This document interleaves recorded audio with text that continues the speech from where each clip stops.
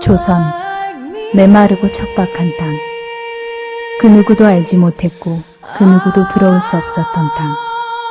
어떠한 관심도 받지 못한 가진 것 없는 작은 민족 가운데 하나님께서 큰 일을 계획하시고 메마른 이 땅에 사랑을 보여주셨다.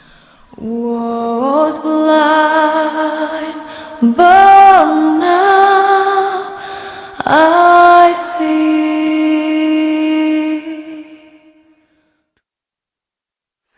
1866년 평양의 대동강변에서 로버트 토마스의 죽음으로 사랑은 시작되었다. 하나님은 로버트 토마스를 조선 땅으로 보내셨고 그는 쇄국 정책으로 굳게 닫힌 죽음의 땅으로 올라서는 것으로 순종했다. 꿈을 펼쳐보지도 못한 채 끝나버린 그의 나이는 겨우 27세였고 그가 타고 있던 배는 제너럴 셔먼호였다. 1882년 우리나라는 미국과 한미수요조약을 체결하게 되고 고종황제는 미국으로 사절단을 파견한다. 그것은 바로 겸미단. 미국이 문호개방에 대한 감사의 인사로 우리나라 고위관리 6명을 초청한 것이다.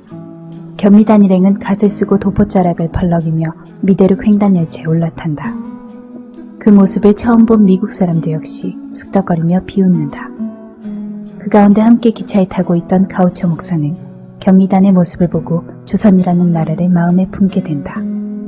그리고 일본에 먼저 나가 있는 맥클레이에게 조선이라는 나라를 살펴달라는 편지를 쓰게 된다. 맥클레이는 개화파 김옥균의 도움으로 고종황제를 대면하게 된다. 고종황제는 조선인 수만 명의 목숨을 앗아간 콜레라를 퇴치하기 위해 의사를 보내줄 것과 조선의 엘리트들을 교육시킬 3명의 영어 선생을 보내줄 것을 요청한다. 그렇게 조금씩 조선의 문은 열리게 된다. 영국 출신인 존 헤론. 조선이라는 나라를 가슴에 품고 의사로 지원한 그는 테네시 의과대학의 개교 이래 가장 공부를 잘했던 사람이었다. 모든 명예와 창창한 앞날, 그리고 주위 모든 사람의 만류를 뒤로한 채 조선이라는 척박한 땅을 위해 헌신한다. 수많은 사람을 진료하고 전염병 예방을 위해 힘쓰던 그는 자신 또한 전염병에 걸려 조선에 온 지 5년 만에 생을 마감하고 만다. 쇄국 정책이 완화되고 알레는 조선이라는 나라를 위해 1884년 제물포에 발을 내딛는다. 당시 민비의 조카 민영익이 자기에게 칼을 맞고 쓰러져 생명이 위독하게 된다. 알레는 하느님께 기도하면서 밤새 수술을 하고 3개월과 치료한 끝에 그의 생명을 구한다. 이 일로 조선 정부의 절대적인 신임과 사례금 10만 냥을 얻은 알레는 더 나아가 고종에게 조선을 위한 병원 설립을 허가해달라고 요청한다. 우리나라 최초의 소양식 병원, 광해원이 바로 이것으로 훗날 제중원이라고 불린다.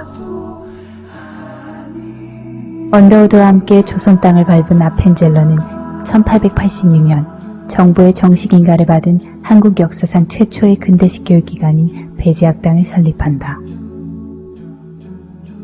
배지학당이 개설된 바로 옆 당에 아펜젤러와 같은 소속이던 여자 선교사 스크랜턴은 명성황후가 내려준 교명으로 이화학당을 설립하게 된다. 이곳은 우리나라 최초의 근대식 여자학교가 된다. 제중원에서 일하던 에비슨 선교사.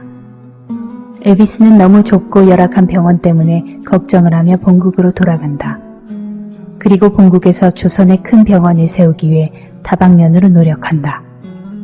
그러던 중 미국의 세브란스라는 후원가를 만나게 되어 남대문 밖 과수원 땅에 현대식 병원을 짓게 된다. 이것이 세브란스 병원이다.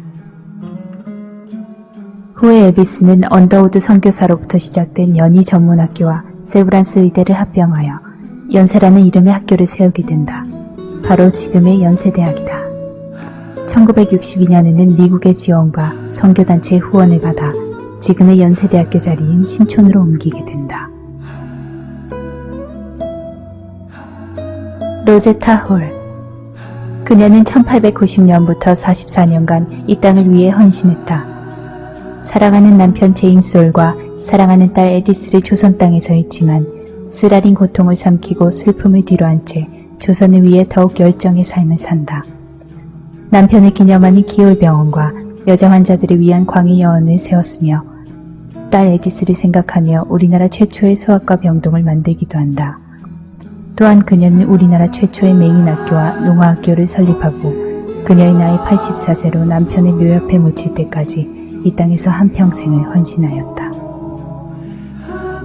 로제타와 제임스의 아들 셔우돌은 폐결핵 요양소를 세워 결핵 환자의 위생학교라고 이름 붙이고 결핵 요양소의 운영비 마련과 결핵에 대한 계몽과 선전을 위해 한국 최초로 크리스마스 시를 발행하였다. Hide me now under your wings. Cover me within your mighty 복음 100년 전 그들이 우리에게 전해준 것은 생명이었다. 학교, 병원, 고아원, 그리고 교회. 100년이 지난 지금 그들의 이름을 기억하는 사람은 없다. 다만 복음을 위해 기꺼이 헌신했던 선교사들의 땀과 피가 교회의 십자가로 반짝일 뿐이다. know you are God.